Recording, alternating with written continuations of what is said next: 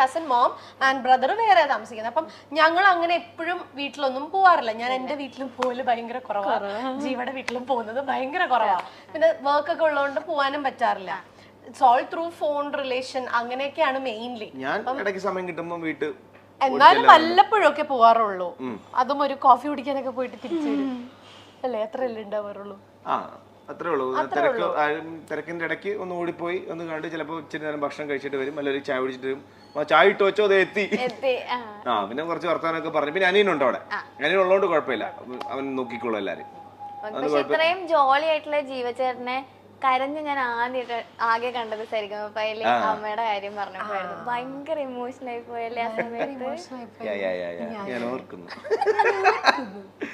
അത് ഈ കൂട്ടത്തിൽ ഏറ്റവും ഇമോഷണൽ ആയത് ആള് അക്ബർ എന്ന് പറഞ്ഞു വന്നിട്ടാണ്. ഞാനവിടെ കിടന്ന് കരഞ്ഞ് മെഴുകി അവനെ സമാധാനിപ്പിക്കാൻ പോയാ എന്നെ സമാധാനിപ്പിക്കാൻ ആ സോങ് അങ്ങനത്തെ സോങ് ആയിരുന്നു. പൂമുത്തോളം എന്ന് പറഞ്ഞ രഞ്ജിൻ ചേട്ടൻ പാടിയ സോങ്. അപ്പൊ അക്ബറിന്റെ ഉമ്മയുടെ കാര്യം അക്ബർ ഓർത്തു. അപ്പൊ അവനിങ്ങനെ പെട്ടെന്ന് ഇമോഷണലായി. അപ്പൊ അത് കണ്ടോണ്ട് ഞാനിങ്ങനെ അവനെ വിളിച്ചാ. പിന്നെ അവരെല്ലാരും കൂടെ എന്നെ സമാധാനിപ്പിക്കേണ്ട അവസ്ഥയിലേക്ക് വന്നു. ചേച്ചി ഉണ്ടായിരുന്നു അപ്പോ? ഇല്ല, ആ സമയത്ത് ഖത്തറിലായിരുന്നു. ഞാൻ ഖത്തറിലായിരുന്നു. ഈ തിരക്കിന്റെ ഇടയിലൊക്കെ നിങ്ങൾ എങ്ങനെയാ ടൈം സ്പെൻഡ് ചെയ്യാനായിട്ടൊക്കെ നോക്കുന്നത്? ലൈക്ക് ജീവചാനി മിക്കപ്പോഴും ഷൂട്ട്സ് ഉണ്ടാവും. ഇപ്പൊ വ്ളോഗ്സിലൊക്കെ നമ്മൾ കാണുന്നതല്ലല്ലോ ശരിക്കുള്ള റിയൽ ലൈഫിലേക്ക് വരുമ്പോഴുള്ള കാര്യങ്ങൾ. ഇപ്പൊ എല്ലാരും പറയും സോഷ്യൽ മീഡിയ അവര് ഭയങ്കര ഹാപ്പിയോ ഭയങ്കര ചിൽ കപ്പിൾസ്. പക്ഷെ എല്ലാവരുടെയും ബാക്കിൽ എന്തെങ്കിലുമൊക്കെ നമുക്കും ഓരോ പ്രശ്നങ്ങളും കാര്യങ്ങളും ഒക്കെ ഉണ്ടാവും. ഇപ്പൊ വ്ളോഗ്സ് കാണുന്ന പോലെ ആയിരിക്കില്ല, നിങ്ങൾ എപ്പോഴും ട്രിപ്പും അതൊന്നും ആയിരിക്കില്ല. അപ്പൊ ഈ തിരക്കിന്റെ ഇടയിലൊക്കെ എങ്ങനെയാ ടൈം മാനേജ് ചെയ്യാനായിട്ടൊക്കെ നോക്കുന്നത്? എങ്ങനെയാ ചെയ്യുക? ഞാൻ ഷൂട്ടില്ലാത്ത ദിവസം ഫ്ലാറ്റിലുണ്ടെങ്കിൽ ഞാൻ അവിടെ ഉണ്ടാവും. ഷിറ്റുവിന്റെ ഷൂട്ട് അവിടെ നടക്കുന്നത്. ഞാൻ പിന്നെയും മൂവിക്കൊക്കെ പോവാൻ ഭയങ്കര ഇഷ്ടമാണ് ജീവയ്ക്ക്. എനിക്ക് ഇപ്പോഴാണ് റീസെന്റ് എന്തോ അങ്ങനെ ഒരു സിൻഡ്രോം പിടിപെട്ടിട്ടുണ്ട്. എനിക്കിപ്പോ തിയേറ്ററിൽ പോയി പടം കാണാൻ പറയോ, എനിക്ക് സത്യം എനിക്കിപ്പോ വീട്ടില് ആ കംഫർട്ടിൽ ഇരുന്നിട്ട് OTT മൂവീസ് കാണാൻ ഭയങ്കര ഇഷ്ടമാണ്. അതുകൊണ്ട് എന്നെ ഏത് പടത്തിന് വിളിച്ചാലും എനിക്ക് പോകാൻ മടിയാ. പക്ഷെ എനിക്ക് സിനിമ തിയേറ്ററിൽ തന്നെ പോയി കാണാൻ എനിക്ക് അതിന് ഇഷ്ടക്കേടില്ല, എനിക്ക് ഇഷ്ടമുണ്ട്. പക്ഷെ ആ എഫേർട്ട് ഫ്രം ദ ബിഗിനിങ്, കുളിക്കണം, മേക്കപ്പ് ഇടണം, ഡ്രസ് ഇടണം, അവിടെ പോണം, അയ്യോ. അപ്പൊ ഞാൻ അതേപോലെ ഇങ്ങനെ കിടന്നു കഴിഞ്ഞാൽ PVR മൊത്തത്തിൽ ഇങ്ങോട്ടേക്ക് വീട്ടിലേക്ക് എടുത്താലോ എന്നിങ്ങനെ. അതാണ് പ്രശ്നമല്ലോ. എനിക്ക് തിയേറ്ററിൽ പോയി സിനിമ കാണുന്നതാണ് ഇഷ്ടം. പോയി പറഞ്ഞല്ലോ നെറ്റ്ഫ്ലിക്സ് വെക്കും, ഈ സോഫയിൽ ചേച്ചി ഇവിടെ ജീവചേട്ടൻ കിടക്കും. എനിക്കത് ഭയങ്കര ഇഷ്ടമായി. ഇപ്പൊ എനിക്ക് ആ ഒരു കംഫർട്ട് സോണിൽ ഞാൻ ഭയങ്കര ഹാപ്പിയാണ്. പിന്നെ എനിക്കിപ്പോ ലുലുവിൽ പോകാൻ ഇഷ്ടവുമല്ല. എന്ത് ടൂ ക്രൗഡഡാ. ഇല്ലേ, പഴയ ലുലു ഒന്നും അല്ല ഇപ്പം. മാറിപ്പോയെന്ന്. ലുലു വലിയ ആളായില്ലേ, ലുലു വല്ലാണ്ട് മാറിപ്പോയില്ലേ നമ്മള്.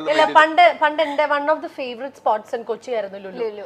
ഇപ്പൊ പക്ഷെ ലുലു എനിക്ക് ഭയങ്കര സഫോക്കേഷൻ. കഴിഞ്ഞ ദിവസം ചോദിച്ചു നോക്ക്, അറിയോ അവിടെ വെച്ച് ചേച്ചിനെ സ്പോട്ട് ചെയ്തേ ഇന്ന് പറഞ്ഞ തോമസ് ഉണ്ടായിരുന്നു ലുലുല്. ഞാൻ കുറെ പേരെ കണ്ടിട്ടുണ്ട്.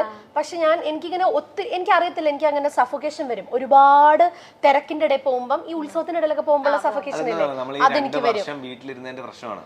അതാണോന്ന് എനിക്കറിയില്ല, അതെന്നെ ക്രൗഡ് കാണുമ്പോൾ എനിക്ക് ബ്രീതിങ് കിട്ടൂല, എനിക്ക് അങ്ങനെ ടെൻഷൻ വരും. അപ്പൊ ഞാൻ കഴിഞ്ഞ ദിവസം ഹൈപ്പർ മാർക്കറ്റിൽ കയറി. ഞങ്ങള് വീട്ടിലേക്കുള്ള സാധനങ്ങൾ എടുക്കുന്നത് നോർമലി ഹൈപ്പർ മാർക്കറ്റിൽ നിന്നാ. അപ്പൊ ഹൈപ്പറിൽ ചെന്ന് ഞാൻ കയറി കഴിഞ്ഞപ്പോ ജീവനോട് ജീവ എനിക്ക് ശ്വാസം കിട്ടുന്നില്ല, നമുക്ക് ഇവിടെ ഇറങ്ങാം എന്നൊക്കെ പറഞ്ഞിട്ട് ഞാൻ ഇറങ്ങി. തള്ളല്ലേ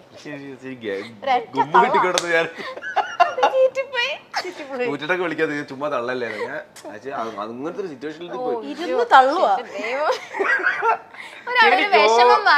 എനിക്ക് ഒരു പ്രശ്നമില്ല. ഈ വൃത്തികെട്ടവന്റെ കുഴപ്പം ഇതാണ്. മാറോ, കൈ കാലിന്ന് വിടറോ, കൈ എടുക്കണോ, വേണ്ട. ഞാനൊരു ലുലു ഇട്ടെ വീട്ടില്. ഹൈപ്പർ മാർക്കറ്റ് ഒരു പ്രശ്നമില്ല. എനിക്ക് ആൾക്കാർക്ക് ഉള്ളതാണ് എനിക്ക് സന്തോഷം. അയ്യോ, ജീവ എൻജോയ്സ് ദാറ്റ്. ഞാൻ കണ്ടിട്ടുണ്ട് ജീവ തിരക്കിന്റെ ഇടയിലൊക്കെ ഇരുന്നിട്ട് ജീവ അങ്ങ് എൻജോയ്. എനിക്ക് ഇപ്പം ആദ്യമൊക്കെ കുറച്ചു പേര് അറിയുന്നത്, ഇപ്പൊ കുറെ കൂടെ ആൾക്കാർ അറിയാം. അപ്പൊ അവരൊക്കെ വന്ന് സംസാരിക്കുന്ന, ഫോട്ടോ എടുക്കുന്നത് എനിക്ക് ഭയങ്കര ഇഷ്ടമാണ്. ഞാൻ ഭയങ്കരമായിട്ട് എൻജോയ് ചെയ്യും. അതൊരു എത്ര തിരക്കുണ്ടെങ്കിൽ ചിലപ്പോൾ ലാസ്റ്റ് മിനിറ്റ് PVRലൊക്കെ ഓടുന്ന ഗ്യാപ്പിലാണെങ്കിലും ഇങ്ങനെ കാണിച്ച് ഓടുന്ന ഗ്യാപ്പിലാണെങ്കിലും ഒരു സെൽഫിക്കൊക്കെ നിന്നോടുന്നു എനിക്ക് ഭയങ്കര ഇഷ്ടമാണ്. കാര്യം ഈ പറഞ്ഞ പോലെ നമുക്ക്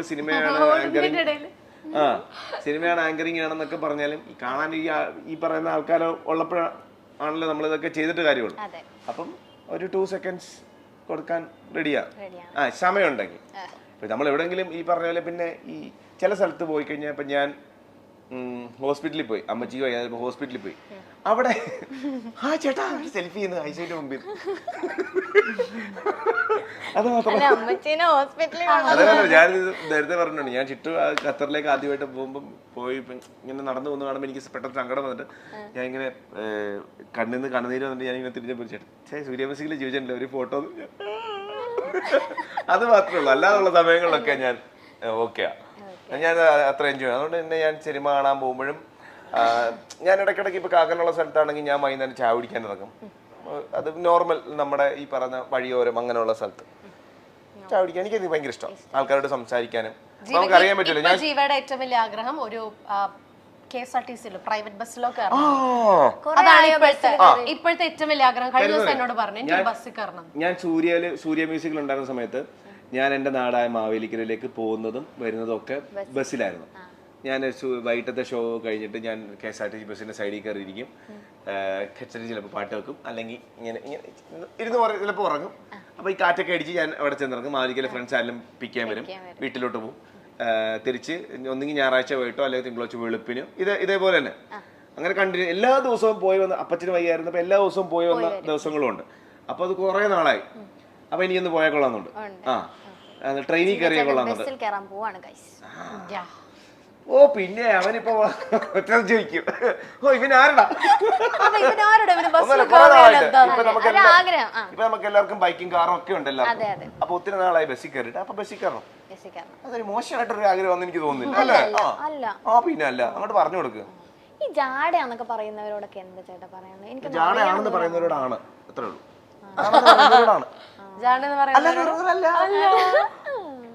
പിന്നെ നമുക്ക് ഇപ്പം നമ്മൾ ഇന്റർവ്യൂവിന് വരുന്നതിന് മുമ്പ് ഇപ്പൊ പാറുവിന്റെ ഫ്രണ്ട്സ് ആണെങ്കിലും ഇപ്പൊ പാറു ആണെങ്കിലും ഇപ്പൊ ഞങ്ങളാണ് ഇന്റർവ്യൂവിന് വരുന്നത് എന്ന് പറയുമ്പോൾ പല അഭിപ്രായങ്ങളുണ്ടാവും. ഒരാളെ പറ്റി കുറെ ആൾക്കാർക്ക് പല അഭിപ്രായങ്ങളാണല്ലോ. അപ്പൊ നമ്മളോടും നമ്മൾ ഇന്നയാളെ കാണാൻ പോകുമ്പോൾ ഇന്നയാൾക്ക് ഭയങ്കര ജാടയായിരിക്കും, ജാടയാണ്. ഞങ്ങൾ പറയുന്ന കാര്യമുണ്ട്, ആ ആള് നമ്മളോട് എങ്ങനെയാണോ അതാണ് നമുക്ക് ആള്. അപ്പൊ ബാക്കിയുള്ളവർ എന്ത് പറഞ്ഞാലും കുഴപ്പമില്ല. ഇപ്പം പുറത്തോട്ടൊക്കെ ഇറങ്ങി നോക്കുമ്പോൾ പാറു എന്തൊരു ഭയങ്കര മോശം, ഭയങ്കര ആരെയും ബഹുമാനം ഇല്ല, ഒരുമാതിരി ചോദ്യങ്ങളൊക്കെ ചോദിക്കുന്നു. അങ്ങനെ പല അഭിപ്രായം ഉണ്ടാവാം, ഉണ്ടെന്നല്ല ഉണ്ടാവാം. പക്ഷെ ഇപ്പൊ ഞങ്ങളോട് ചോദിക്കും പാറു എങ്ങനെയാന്ന് ഞങ്ങൾ ചോദിക്കും, എന്റെ പൊന്നോ പാറു എന്ന് പറഞ്ഞ അത്ര നല്ല സ്വീറ്റ് ആയിട്ടുള്ള ഒരു കൊച്ചില്ല നമ്മൾ പറയും, അത്രേ ഉള്ളൂ. നമ്മളെ മൈൻഡ് ചെയ്തില്ല. ചിലപ്പോ അലവലാതെ എന്ന് പറയുന്നവരുണ്ടാവും, ജാട എന്ന് പറയുന്നത്. ഇപ്പൊ അവള് വൈറലാവും, ഒത്തിരി ജാടയാ. പണ്ട് നമ്മളെ അയ്യോ എന്റെ മോളെ അത് പറയും, അത് ഉള്ളിന്നെടുത്ത് ചോദിച്ച ചോദ്യം. അത് അങ്ങനെ അത് നോക്കണ്ട. നമുക്ക് പഴയ ആൾക്കാർ പറഞ്ഞിട്ടുണ്ട്, 1000 കുടത്തിന്റെ വാ മൂടിക്കെട്ടാം, ഒരു മനുഷ്യന്റെ വാ മൂടിക്കെട്ടാൻ പറ്റത്തില്ലെന്ന് പറയുന്ന കേൾക്കുന്നുണ്ട്. അതേപോലെ നമ്മൾ ഒരു ദിവസം 1000 പേരെയും 2000 പേരെയും കാണും. അവർക്ക് എന്ത് വേണേ പറയാം, അവരെന്ത് വേണേ പറഞ്ഞോട്ടെ. ഓക്കെ, നമ്മൾ എങ്ങനെയാണോ അങ്ങനെ ആയിരിക്കും, അങ്ങനെ തന്നെ പോവാം. അപ്പ എന്ന പാട്ടിന്റെ റിയാലിറ്റി ഷോയിലൂടെയാണ് ജീവ ജോസഫിനെ നമ്മൾ കൂടുതലായും അറിഞ്ഞത്.